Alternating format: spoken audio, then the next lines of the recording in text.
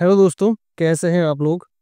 अगर आप government job की तैयारी कर रहे हैं और आपका सिलेक्शन नहीं हो पा रहा है तो इसका मेन रीज़न ये है कि आप लाखों की भीड़ में compete कर रहे हो। आपने भी तैयारी शुरू की है और सीधा आप एसएससी, यूपीएससी या फिर स्टेट के ऐसे एग्ज़ाम में घुस रहे हो जहाँ पर 15-15, 20-20 लाख लोग फाइट कर रहे हैं।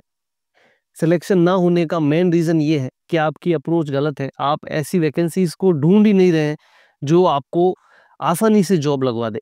आप सीधा एसएससी में और ऐसे एग्ज़ाम में भिड़ रहे हैं जिसका एग्ज़ाम हर कोई दे रहा है, जिसकी तैयारी लोग 10-10 साल से कर रहे हैं। तो ऐसा मत कीजिए। ये वैकेंसी जो मैं आपके लिए लेकर आया हूँ, ये ऐसी वैकेंसी है जो हर किसी को पता नहीं है। बहुत कम फॉर्म आते हैं, ठीक है?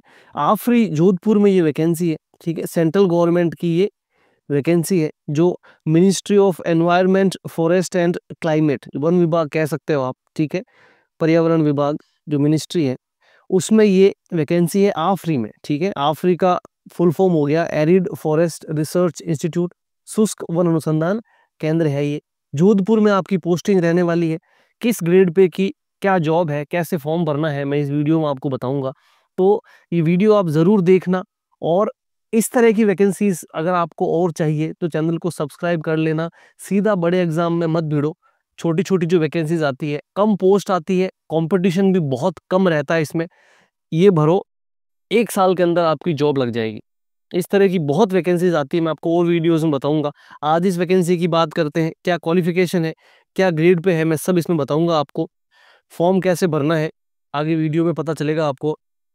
और पहली बात, ये वैकेंसी किसके लिए है? ये वैकेंसी उनके लिए है जिन्होंने क्या कर रखा है, बीएससी कर रखी है, जिन्होंने बैचलर ऑफ साइंस कर रखी है, और या फिर उनका सिविल में डिप्लोमा है 3 साल का, ठीक है? सिविल में जिनके पास 3 साल का डिप्लोमा है, डिप्लोमा इन इंजीनियरिंग, कौन सी, सिविल, उनके ये वैकेंसी है। 2800 ग्रेड पे की ये वैकेंसी रहने वाली है, लेवल 5 की। सेंट्रल गवर्नमेंट में लेवल 5 मतलब 2800 ग्रेड पे रहता है, और आपका बेसिक पे रहता है इसमें 29,200 से, ठीक है? जो 7 सीपीसी है उसके हिसाब से 29,200 का बेसिक रहने वाला है। अभी ये सीपीसी लग जाएगा, आपकी सैलरी बहुत बढ़ जाएगी। प्रमोशन इस डिपार्टमेंट में बहुत फास्ट है। और दूसरा, लाइफ टाइम आपकी पोस्टिंग जोधपुर में रहने वाली है, ठीक है? टेक्निकल जॉब है ये, ठीक है? टेक्निकल असिस्टेंट की जॉब है, ठीक है? फील्ड या लैब फॉरेस्ट्री में लगभग इसका ऑफिशियल वर्क रहता है। और ऐसी वैकेंसी है कि आपको रिटायरमेंट तक बहुत ही ऊंचे ग्रेड पे तक ये लेके जाएगी, ठीक है? दूसरी किसी जॉब की जरूरत रहेगी नहीं आपको। अगर आपने बीएससी कर रखी है, ठीक है? बीएससी किस में?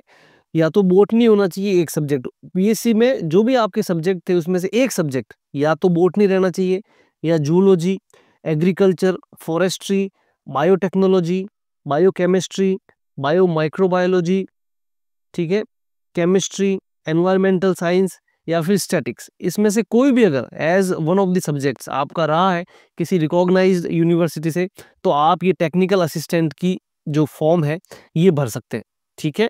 और इसके अलावा टेक्निकल असिस्टेंट मेंटेनेंस में, सिविल इंजीनियरिंग में, अगर आपने 3 साल का डिप्लोमा कर रखा है सिविल इंजीनियरिंग का, तो उसमें आप एलिजिबल है। और जो टेक्निकल असिस्टेंट है लैब के लिए, फॉरेस्ट्री के लिए, उसमें से ये जो दिए हुए हैं इसमें से एक सब्जेक्ट आपके पास होना चाहिए। वैकेंसी की नोटिफिकेशन कहाँ मिलेगी ये भी बता दूंगा मैं आपको। फॉर्म इसके शुरू होने वाले हैं 15 अगस्त से, ठीक है? 15/8/2025 से इसके फॉर्म शुरू होने वाले हैं। क्लोजिंग डेट रहने वाली है 14/9।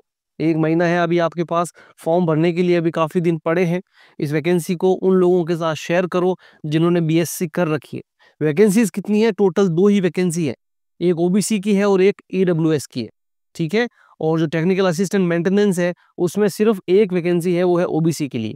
तो अगर आप ईडब्ल्यूएस में आते हैं या ओबीसी में आते हैं तो आप ये वैकेंसी के लिए अप्लाई कर सकते हैं। बहुत ही कम कंपटीशन रहने वाला है, 1000-2000 से ज़्यादा इसमें अप्लाई नहीं करेंगे लोग, और उसमें भी जो डेडिकेटेड है वो नहीं रहने वाले। इस तरह की वैकेंसीज में मैंने लोगों को लगते हुए देखा है, एक एक वैकेंसी में, क्योंकि इसमें ज़्यादा लोग इंटरेस्ट लेते नहीं है। तो इसलिए आप बिल्कुल इस फॉर्म को भरो। अगर आप ओबीसी में है, ईडब्ल्यूएस में है, और आपने बीएससी या फिर डिप्लोमा कर रखा है इंजीनियरिंग में, ठीक है? चलिए, और क्या क्या इसमें डिटेल है बता देता हूँ मैं आपको। एज लिमिट क्या रहने वाली है इसकी? आप 21 साल से कम नहीं होने चाहिए और 30 साल से ज़्यादा नहीं होने चाहिए। अगर आप ICFRE की किसी भी शाखा में जॉब करते हैं तो आपके लिए कोई एज लिमिट नहीं है, ठीक है। और OBC अगर आप नॉन क्रीमिलेयर है तो आपको 3 साल की इसमें छूट मिलने वाली है। और सेंट्रल गवर्नमेंट के लिए 40 साल तक आप अप्लाई कर सकते हैं। मतलब सेंट्रल गवर्नमेंट के अगर आप ऑलरेडी एम्प्लॉय हैं तो आप 40 साल तक हो तो अप्लाई कर सकते हैं। सेंट्रल गवर्नमेंट के अगर आप किसी ऐसे डिपार्टमेंट में हैं जहां आपको थोड़ा वर्क प्रेशर है या अच्छा नहीं लग रहा है, आप बिल्कुल इस वैकेंसी के लिए आइए। बहुत अच्छी वैकेंसी है ये। और अगर एक ग्रेड पे डाउन भी होना पड़े तो भी बिल्कुल चिंता मत करो, लाइफ टाइम जोधपुर पोस्टिंग रहने वाली है। और अगर आपके शहर में ICFRE का कोई डिपार्टमेंट है तो आप वहां अपनी पोस्टिंग करवा सकते हैं, ठीक है। अदरवाइज आपकी जबरदस्ती पोस्टिंग यहाँ से नहीं की जाएगी। एज लिमिट एक्स सर्विसमैन का ये क्राइटेरिया है, आप देख लेना अगर एक्स सर्विसमैन कोई भरना चाहे इसको तो, ठीक है। और ये क्या क्या क्राइटेरिया रहता है OBC का और EWS का ये आपको पता ही है। और EWS सर्टिफिकेट बनाने के लिए क्या क्या चाहिए वो इसमें दिया हुआ है पूरा, जो नोटिफिकेशन में आपको मिल जाएगा, ठीक है। इसके अलावा देखिए और क्या क्या है, जनरल इंस्ट्रक्शन जो होते हैं कि भाई इंडिया का सिटीजन होना चाहिए, ठीक है। वेबसाइट आपको ICFRE की वेबसाइट पे, ये इसकी वेबसाइट है, यहाँ आप ऑनलाइन फॉर्म भर सकते हैं, ठीक है। ये जो वेबसाइट दी हुई है ये फॉर्म आप यहाँ भर सकते हैं। या फिर आप गूगल पे सीधा आफरी सर्च कर लीजिए, AFRI, आपको वहाँ मिल जाएगा ICFRE आफरी, ठीक है। यहाँ पर आपको फुल नोटिफिकेशन मिल जाएगी। फॉर्म आपको ऑनलाइन ही भरना है, ठीक है, हार्ड कॉपी एक्सेप्ट नहीं की जाएगी। जो फीस रहने वाली है वो है 350 रुपये, ठीक है। 350 रुपये क्या रहने वाली है, नॉन रिफंडेबल एप्लीकेशन फीस रहने वाली है, ठीक है। और 750 होगी प्रोसेसिंग फीस। टोटल कितनी है, 1100 रुपीज ओनली, ठीक है। 1100 रुपये आपको भरने हैं। और जो वुमन कैंडिडेट है, अगर लड़की कोई फॉर्म भरना चाहे तो सिर्फ 750 रुपये उसको भरने हैं। ऑनलाइन ही भरी जाएगी, ठीक है। इसके अलावा कोई पेमेंट का मोड एक्सेप्ट नहीं किया जाएगा। क्लियर है बात।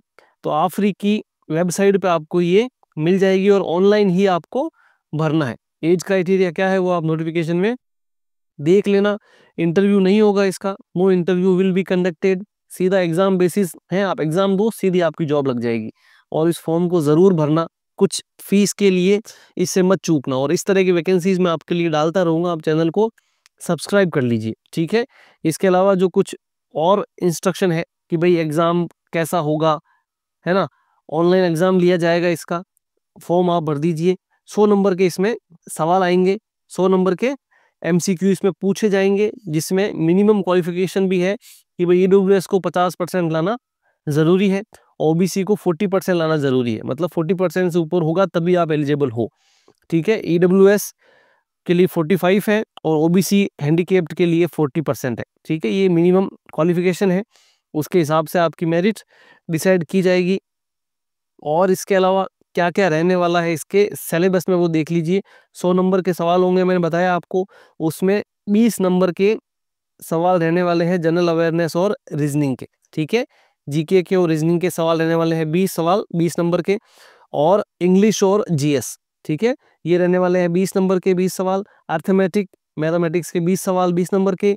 और जो रिलेवेंट सब्जेक्ट है इससे रिलेटेड वो कौन सा बताऊंगा आपको, वो 40 मार्क्स का है। और यहीं से आपका सिलेक्शन डिसाइड होगा। अगर आप SSC UPSC किसी की तैयारी कर रहे हैं, ये 60 नंबर भी आपके हैं, इसमें कम स्कोर करोगे तो भी आपका सिलेक्शन हो सकता है, ठीक है। और बहुतों का सिलेक्शन ऐसे ही होता है जो SSC की तैयारी कर लेंगे। SSC में सीधा भिड़ रहे हो आप 18-20 लाख लोगों से, वो गलत है। इस तरह की वैकेंसीज पे ध्यान रखो और भरो, ठीक है। रिलेवेंट सब्जेक्ट क्या है, अगर आप लैब और फील्ड वाली जो टीए का फॉर्म भर रहे हो टेक्निकल असिस्टेंट का, तो उसमें फॉरेस्ट्री मेन सब्जेक्ट है। फॉरेस्ट्री के बारे में सवाल पूछे जाएंगे, क्या क्या होगा मैं सिलेबस बताऊंगा अभी आपको। और जो अपने टी मेंटेनेंस का है सिविल का, उसमें जो आपकी सिविल इंजीनियरिंग है उसके सवाल पूछे जाएंगे, ठीक है। एग्जाम में कोई भी सवाल में अगर कंफ्यूजन होता है तो उसका इंग्लिश वर्जन ही सही माना जाएगा, या लिखा हुआ है, आप देख लेना।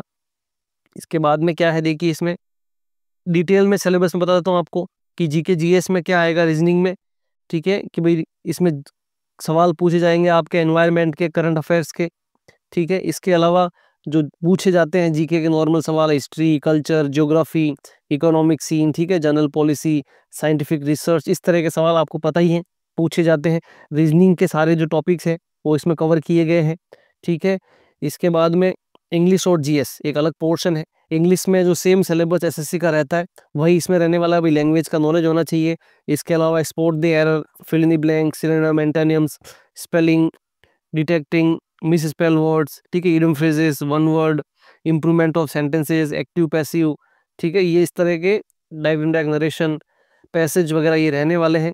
और जीएस में क्या रहेगा, basic understanding of science expected of high school student, भाई स्कूल में जो सवाल पूछे जाते हैं 12th तक में वो आपके इसके सामने आएंगे। अर्थमेटिक में सारे टॉपिक्स हैं, आपको पता ही है, नंबर सिस्टम वगैरह ये देख लेना आप नोटिफिकेशन में।